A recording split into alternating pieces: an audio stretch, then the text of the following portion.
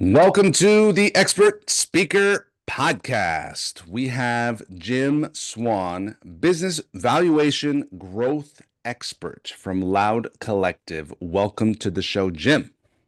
Thank you. It's great to be with you today. Jim, what is Loud Collective? Loud Collective is an ecosystem that we've created that provides products and services to businesses that are interested in growing their value, their real market value. Um, our products and services can traverse the journey of business growth from businesses all the way from inception, so an idea on the back of a napkin, all the way through to a successful exit. Successful exit. Let's talk about business valuations and let's talk about liquidity events. Mm. How is a business valued? Well, there are many moving parts to an assessment. Probably foundationally, what do your financials look like? What's the income coming in? What are your expenses going out? What's left over at the end of it all, or at the end of the year? But we also layer many other factors in: teamwork. Who is the team that you have surrounded yourself with? How proficient are they at doing their jobs? What does your marketing look like? How successful are you at communicating with prospective clients in your respective marketplace? Legal and government oversight. What regulations are out there that might restrict your business or cause you to stumble over some of those requirements, or slow you down. Understanding that can provide a real insight into potential value for a business. And the list goes on. I mean, the value assessment tool, Majeed, that we use covers, it's 18 to 20, depending on the size of the business, 18 to 20 facets, types of topics within a business that contribute to the overall value. And when I say value, that means the fair market value, what someone from the outside looking at your business with an eye to purchase it might be willing to pay, and how you justify that cost.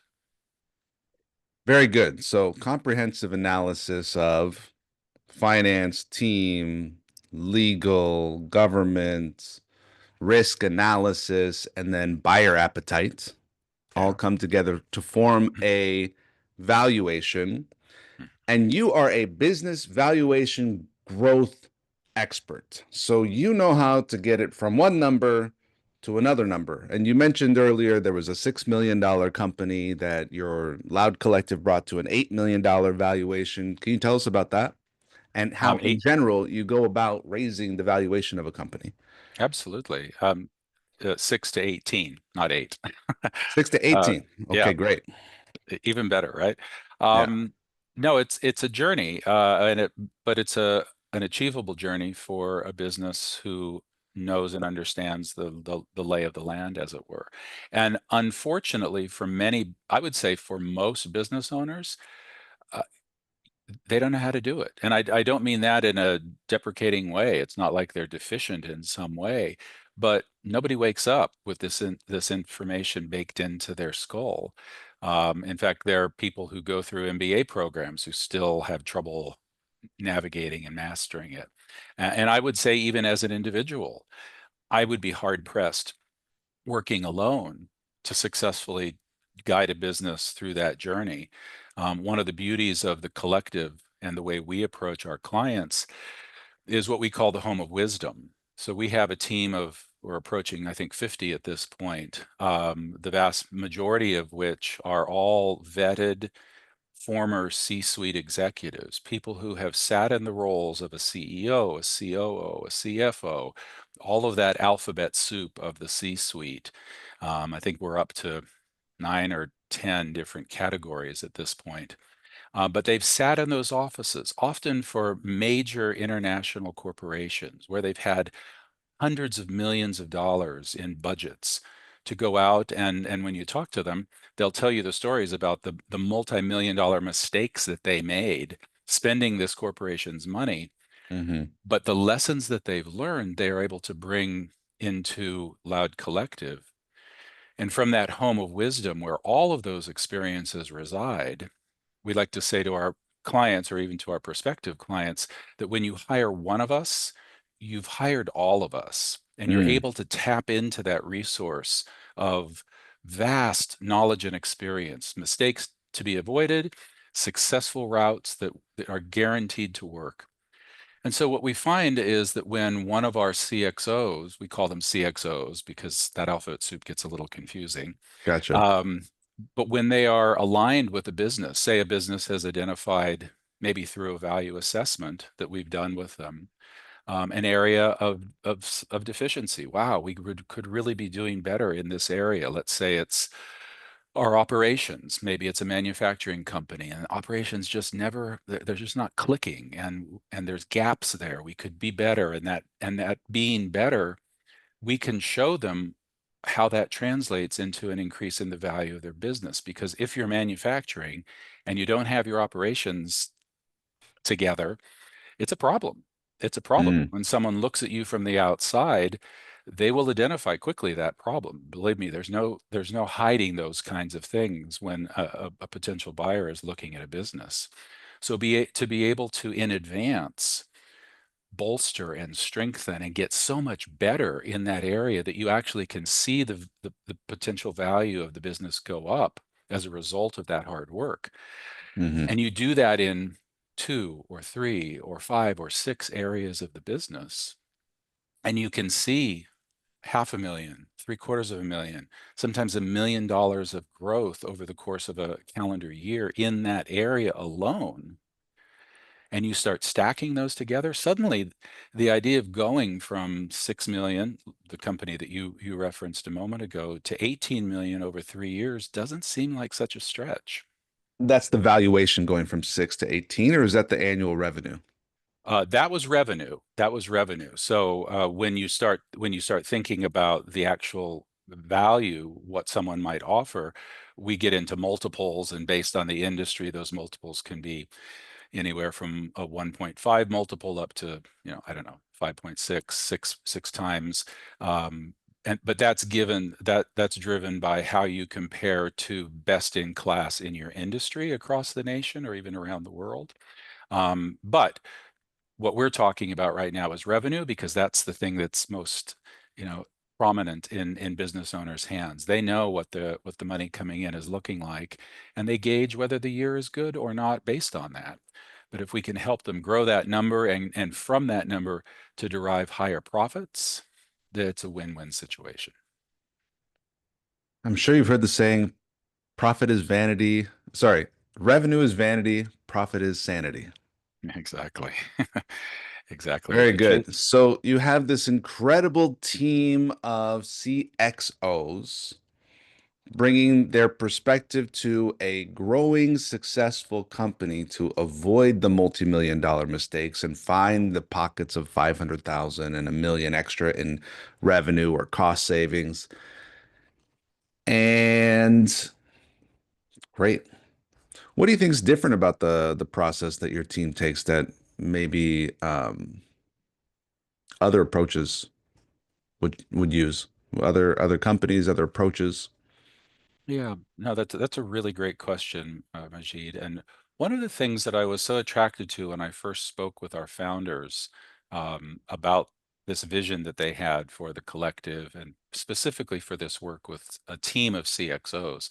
If you go out into the marketplace, and I'm not saying that they don't exist across the board, but most companies who are wanting to place CXOs or fractional C-suite executives deal in one vertical. So they have 50, 100 CFOs that are under their banner, and they're looking for opportunities to place them. Hmm. Totally valid, very important work that CFOs do. Businesses thrive or die on their cash flow, so very important. And the same is true for any of the other disciplines. But it's a very singular-minded approach to helping businesses grow their value. I was fascinated by this idea of a multi-prong approach. What would it look like? What additional level of value could we bring to our clients if we could create this home of wisdom where all of this experience from all of these CEOs, CFOs, CMOs, CROs, CHROs could reside and could come to the aid of any one of them at any given time. A great story, just a quick story. We had one of our CMOs, a marketing expert who was assigned to a rather large publicly traded company. He was in a series of meetings and he kept noticing some people from the finance department who were clearly struggling with things. There were markings all over whiteboards in conference rooms, and at Mhm. one point somebody turned to them and said, "Hey, would you mind taking a look at this? Our team is really having trouble with these numbers." And what they were trying to do was take a huge amount of data that the company possessed, and they were looking to create a specific way to report on a very narrow slice of that data, and they just couldn't get it right. And he said, it's not my area of expertise, but let me take it and I'll ask some of our team. Came back, 30-minute conversation with one of our CFOs. They were able to create the formula that reformatted that information. And he was able to bring it back at the next meeting and say, here you go, guys. This is what you need to do. Solve the problem for them. Now, did we build them for that? Was it a big thing? No, it was part of our approach that when you hire one of us, you really do hire all of us. Now, would we love to see one of our CFOs placed with that company? Of course, but that's not why we do it. We do it because when we're part of a team, when we're brought in to be part of the team, we really take ownership. We feel the importance of what we can contribute. We know its value, and it's kind of become our baby. Unlike the unfortunate experience, and if any of your listeners have ever worked with large major consulting firms, and I know that this is a stereotype, so I'm admitting that right up front. But there is a sense that when you hire one of those big firms, McKesson or something like that, and they come in and they charge you hundreds of thousands of dollars to do a deep study into your business, and then they announce that the study is done and they've got all the answers for you, and they deliver a huge report and they drop it on your desk, and as they walk out the door, they say, "Good luck," and they leave you Mhm. to implement it. And Mhm. that's not how we approach our work. We Mhm. like to say that our team is both strategic and tactical. One of our CXOs coined the phrase "stratactical" because that really is the approach that we take. Yes, we will create strategies. We will carve out a path and a direction for a business, but then we don't mind rolling up our sleeves and getting in the muck and helping be part of the team that makes it happen. Stratactical Stratactical. is a fabulous word. I'm using it. Loud Collective exclusive. Stratactical. Fabulous word. So, what's it like inside a $6 million growing company, and what is going on with that executive team that they can't do the growing themselves? And they must be dealing with a lot of different things. I know the challenges of a growing business, systems breaking. Oh yeah. Um, so what's going on in their world before they meet you? So often an undercurrent of frustration.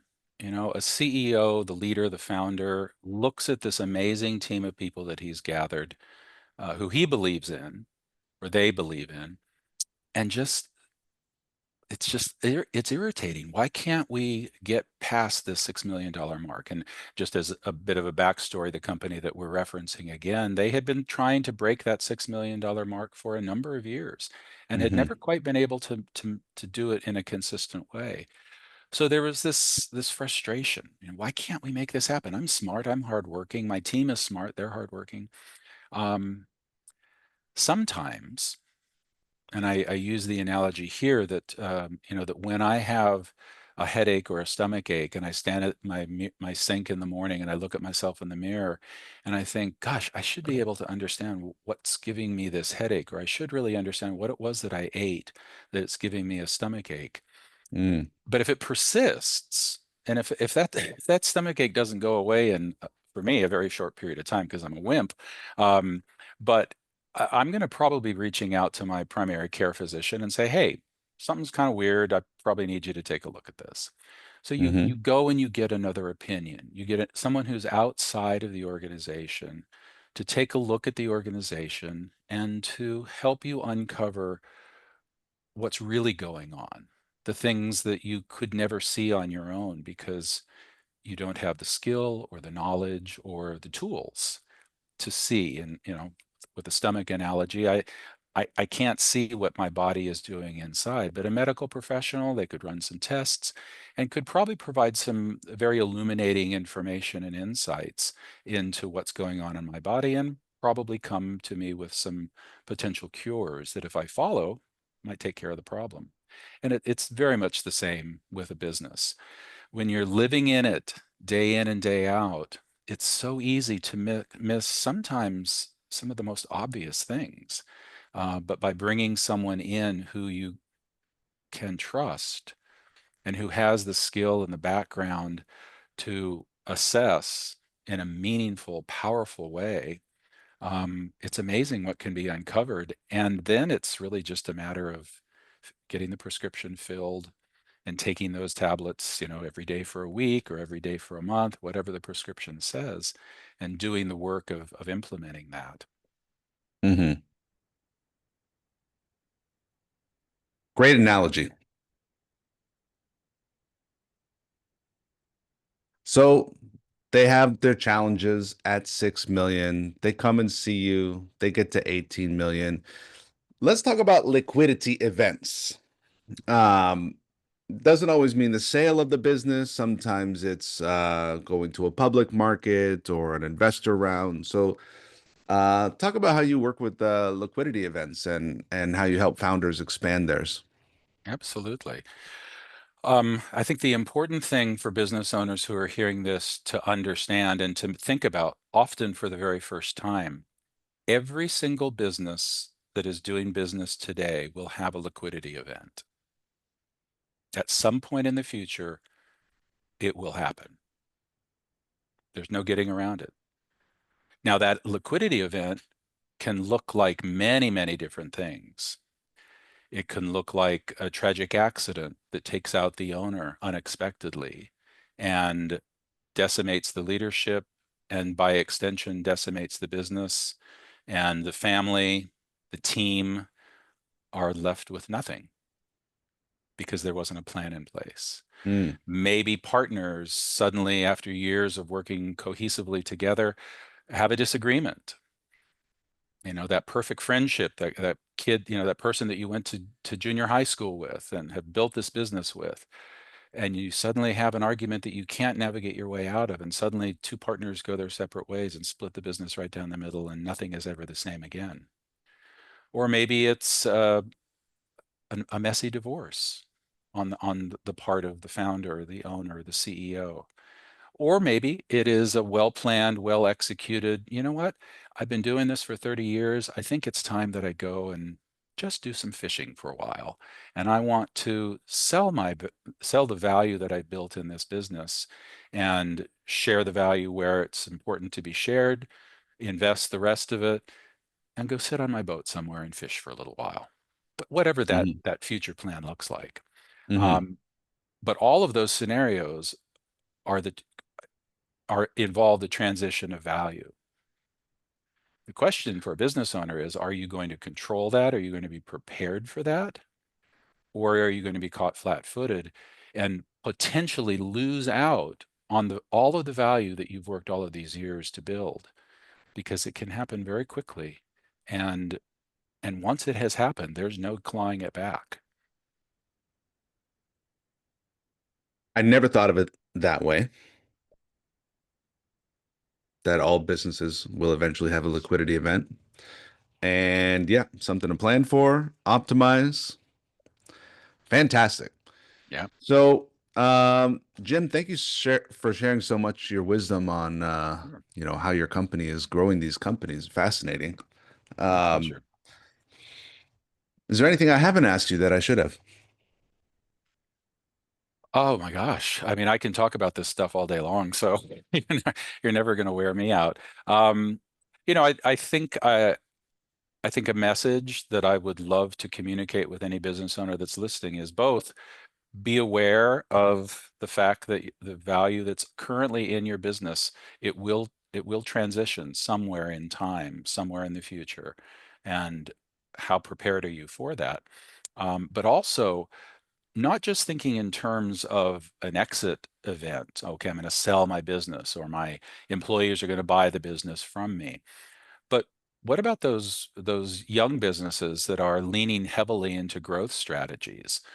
The same principles hold true. Understanding, I like to ask business owners who are saying, "Oh, I don't need to do a value assessment. I know what my business is worth. I know how much money I have in the bank." Well, they're not the same. They're not even close to the same. And that gut feeling that you have, Mr. or Ms. Business Owner, about what your business is valued at, the list is long of business owners that I've sat with who, when a third party or us have delivered a value assessment to them, and we show them and explain to them that this is the value of your business in the marketplace today. This is what someone would reasonably offer you. And you see the face fall, and they're crestfallen, because what they thought was a $10 million business maybe is a $4 million business. Nothing wrong with a $4 million business, but it kind of sucks when you think it was a $10 million business. But the story isn't over at that point. The game has just begun, because you can get it to become a $10 million business. You can grow it beyond that. I mean, the stories of our clients, I could go on and on and on sharing them, of businesses that thought they were dead in the water, or thought that they would never get beyond a certain point. But by beginning to work on specific areas, and then suddenly reaping the benefits of that work, um, and seeing how that can radically and relatively quickly change the value of your business in the marketplace, it can revolutionize not just the business, but the lives of everyone involved, including the founder or the owner. Very good, Jim. Well, you're doing good work. And when you help these businesses create more security and prosperity, it helps all the families and all the employees. And when you gave that scenario of the founder dying, it was, kind of sad. It affects really a lot of people when there's no plan. Yeah. Yeah. How can people get a hold of you if they would like to learn more about working with you, Jim? Very easy. The very easiest way is to either send me an email. The email address is very simple: the letter J and my last name, Swan, Swan, at loudco.com. So jswan@loudco.com.